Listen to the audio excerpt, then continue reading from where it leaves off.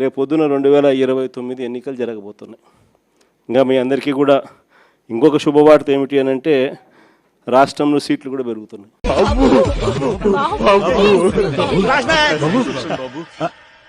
ఆయన ఎవరు బాబు? మీ నాన్నగారు.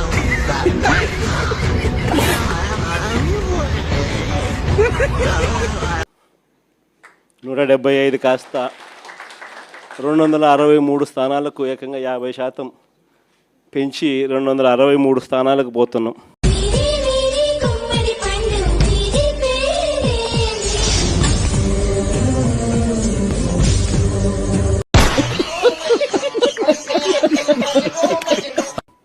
పార్లమెంటు స్థానాలు కూడా 25 నుంచి ఏకంగా 38 స్థానాలకు పార్లమెంటు స్థానాలు కూడా పెరుగుతాయి.